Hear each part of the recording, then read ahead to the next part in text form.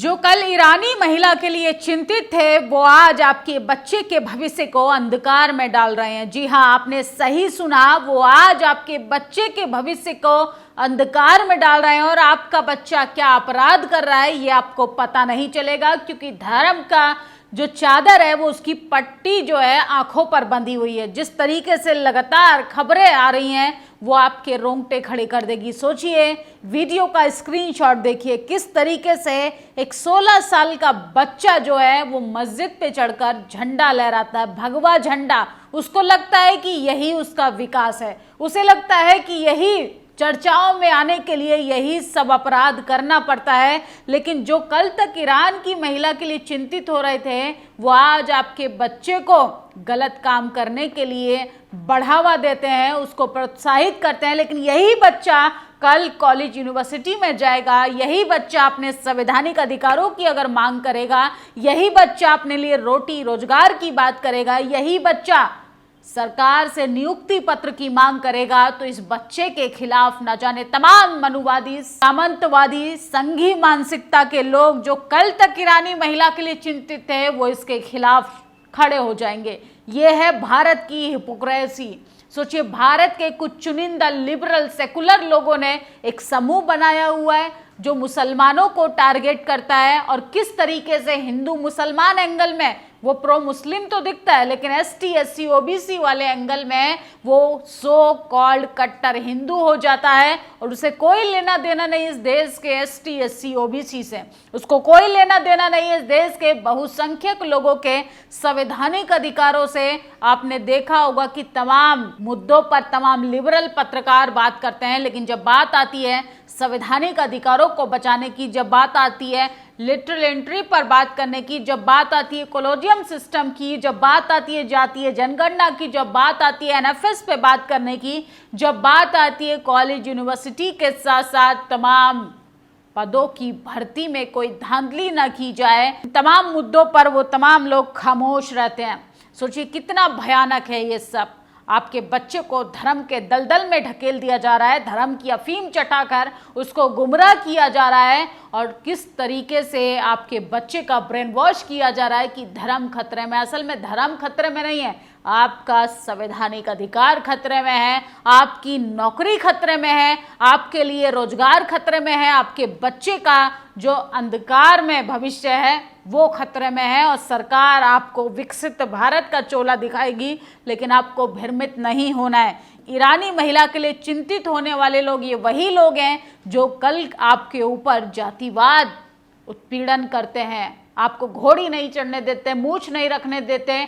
यही वो लोग हैं जो आज ईरान की महिला के लिए उसकी फ्रीडम की बात कर रहे हैं। यही कोई बहुजन समाज की महिला अपने संवैधानिक मूल्यों की बात करे तो सब कुछ खतरे में आ जाता है, भावना आहत हो जाती है। आजकल भारत में भावना आहत होने का प्रचलन बहुत तेजी से बढ़ता हुआ दिखाई दे रहा है। राजेश साहू लिखते हैं, बिहार में मस्जिद पे चढ़कर लड़का भगवा लहरा रहा है। इस 16 साल के बालक को लगता है कि इससे अपना धर्म मजबूत होगा। नीचे लोग तालियां बजा रहे हैं, गगनचुम्बी नारे लगा रहे हैं, वही नारे और तालियां इसे उत्साहित कर रही थी। बालक घर पर सुरक्षित है, मेरे आसपास का क्या होता है मैं तो इससे मिलता, पूछता कि क्या हासिल हुआ। ये कैसे धार्मिक उत्साह था जो मस्जिद पे चढ़कर एनर्जी देता है, और पूछता इनके माँ बाप से कि ऊपर से गिर जाता तो क्या होता।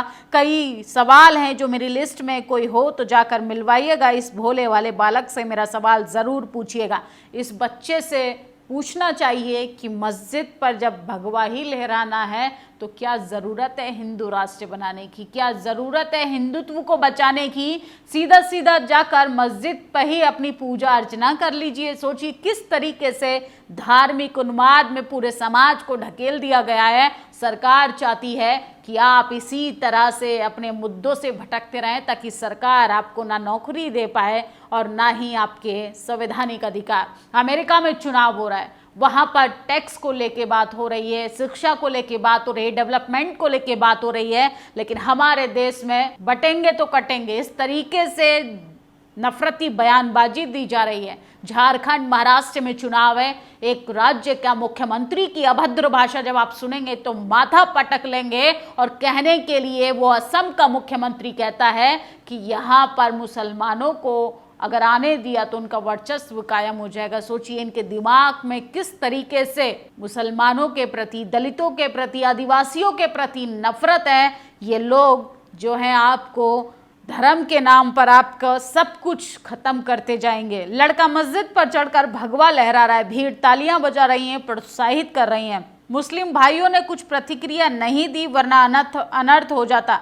गोपाल मिश्रा को जज्बाती होने के लिए भीड़ ने उत्साह। गोपाल मिश्रा नफरत के शिकार हुए, उनके साथ अनर्थ हो गया। गोपाल मिश्रा याद है वही बहराइच कांड में जो बच्चा, मासूम बच्चे को जिस तरीके से इन नफरती गैंग ने आग में झोंक दिया, उस परिवार के ऊपर क्या गुजरती है वो परिवार जानता है, उस पत्नी पर क्या गुजरती है वो पत्नी जानती है। जिस घर में एक कमाने वाला होता है वो परिवार उजड़ जाता है। और इन नफरती गैंग, नफरती चिंटू जो हैं वो इसी तरह से प्रोत्साहित कर उत्साहित कर आपके बच्चे को गलत काम करने के लिए आगे कर देते हैं। तो ज़रा सोचिएगा कहीं आपका बच्चा इन तमाम गैंग का हिस्सा तो नहीं। ऐसे कृतज्ञों से हिंदू राष्ट्र बनेगा, मुस्लिम देश छोड़कर भाग जाएंगे, ऐसा कुछ नहीं होगा। सत्ता में बैठे नफरत के सौदागर के 2 कौड़ी का लाभ मिलेगा, लेकिन आम आदमी उस पर नफरत का शिकार हो जाएगा। दूसरी वीडियो देखिए। I was crying. I am searching for a place, clean place in the road, street, but didn't clean place. I found a clean place that after that I know is temple. I don't understand. तो देखा आपने video. सोचिए ये ईरानी पर्यटक निवासी हमारे देश घूमने आया। हम जो कहते हैं अतिथि देवो भव, किस तरीके से धज्जियां उड़ा रहे हैं ये नफरती चिंटू। आगरा के ताजमहल में पूर्वी गेट के पास स्थित मंदिर में ईरानी पर्यटक दंपत्ति द्वारा नमाज अदा करने का मामला सामने आया। वहां के लोगों ने आपत्ति जताई और हंगामा खड़ा हो गया। पासपोर्ट चेक किया, विदेशी पर्यटकों ने माफी भी मांगी। कहा साफ जगह दिखने की वजह से हमने नमाज अदा कर ली थी, वो किसी भी धार्मिक भावनाओं को आहत नहीं करना चाहते थे। इसके लिए उन्होंने लिखित में बाकायदा माफीनामा भी दिया है। ये देश की हालत हो चुकी है। बलात्कार हो जाता है, भावना आहत नहीं होती है। बच्चियों का शोषण होता है, भावना आहत नहीं होती है। गटर में हमारे समाज के लोग जो हैं वो दम तोड़ देते हैं, किसी की भावना आहत नहीं होती है। लेकिन ये कैसी भावना है, किसी के नमाज अदा करने पर भावना आहत हो जाती है। तो आप अपनी भावनाओं के आड़ में किस तरीके से मानवता का कत्ल कर रहे हैं, ये भी जरा खुद से सवाल करना चाहिए, जो ईरान की महिला को लेकर चिंतित है। मंदिर में पढ़ी नमाज। ईरान पर्यटकों ने ताजमहल के पास मंदिर में नमाज पढ़ी। आगरा में बने ताजमहल को हर कई देखने आता है, लेकिन अक्सर ताजमहल चर्चाओं में रहता है। हाल ही में ताजमहल घूमने आया ईरानी पर्यटक ताजमहल के पूर्वी गेट के पास नमाज अदा की। तो किस तरीके से वहाँ पर लोगों ने जो है तांडव करना शुरू कर दिया, क्योंकि वो मुस्लिम थे। ईरानी महिला के लिए चिंतित है, लेकिन ईरानी पर्यटक हमारे देश घूमने आता है, कोई मेहमान आता है तो उसको नमाज अदा करने के लिए भी हम लोग बवाल खड़ा कर देते हैं।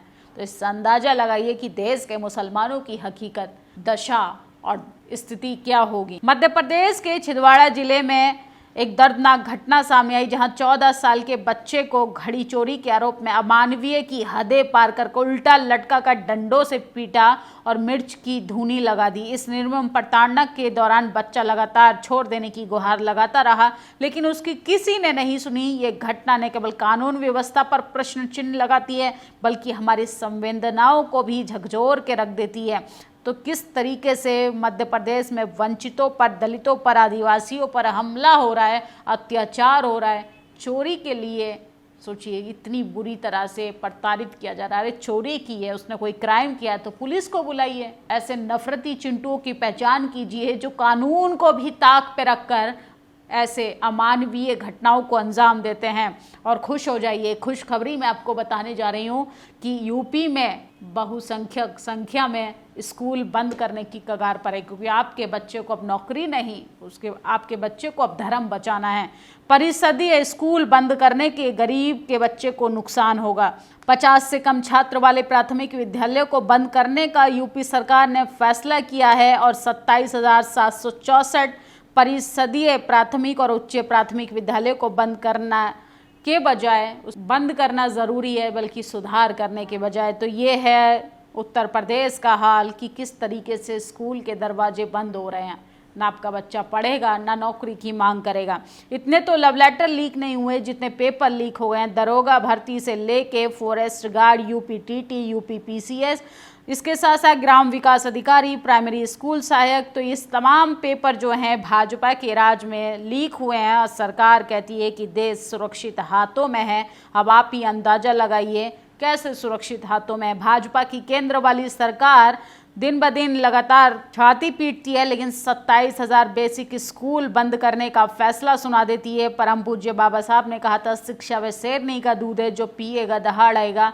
भाजपा सरकार को यही डर है, बहुजन समाज का बच्चा अगर पढ़ जाएगा, शिक्षित होगा, न्याय के खिलाफ बोलेगा, खड़ा होगा, दहाड़ेगा, बराबरी का हक मांगेगा, इसलिए बटेंगे तो कटेंगे की बात कहकर भाजपा हमारी शिक्षा की जड़ों को काट रही है। क्योंकि इन स्कूलों में पढ़ता कौन है? सरकारी स्कूलों में पढ़ने वाले बच्चे कौन हैं? आपके पास उतना पैसा भी नहीं है, आपके पास पुश्तैनी ज़मीनें भी नहीं हैं जिसको बेचकर पढ़ा दिया जाए।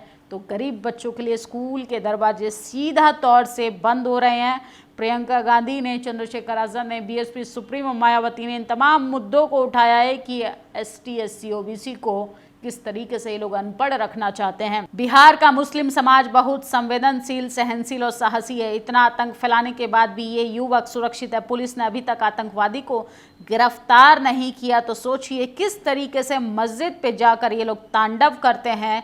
एक सवाल तो पूछा जाना चाहिए खुद से, क्या इतना कमज़ोर है आपका धर्म कि मस्जिद पर झंडा लगाने से वो मजबूत हो जाएगा? ताजमहल के बाहर एक दंपत्ति ने नमाज अदा कर ली तो पुजारी ने पुलिस बुला ली और लिखित में माफ़ीनामा भी उनसे लिखवाया गया। तो ये है देश की असली स्थिति जो आपको जाननी चाहिए। बाकी क्या ही बोला जाए, बाकी तो देश के सो कॉल्ड सेकुलर लोग जो हैं वो ईरानी महिला के लिए फ़िलहाल चिंतित हैं। देश में क्या कुछ हो रहा है, धर्म के नाम पर कैसे मासूम बच्चों को निशाना बनाया जा रहा है। एसटी, एससी, ओबीसी के लिए कॉलेज, यूनिवर्सिटी के दरवाजे हमेशा के लिए बंद किए जा रहे हैं। इस पर कोई बात नहीं करेगा, क्योंकि बहुजन पढ़ेगा तो सवाल तो खड़ा करेगा। इसलिए योगी जी लगातार नारा दे रहे हैं कि बटेंगे तो कटेंगे, लेकिन असल में आपकी शिक्षा की जड़ें काटी जा रही हैं। आपकी क्या प्रतिक्रिया इस कमेंट बॉक्स में ज़रूर बताइएगा। शुक्रिया। नेशनल दस्तक की आपसे गुजारिश है कि अगर इसको बचाना चाहते हैं तो नेशनल दस्तक को सब्सक्राइब करने के लिए रेड कलर के सब्सक्राइब बटन को दबाएं, फिर बेल आइकन की घंटी दबाएं। नेशनल दस्तक को बचाने के लिए बहुत जरूरी है कि हर खबर को शेयर करें, लाइक करें, कमेंट जरूर करें।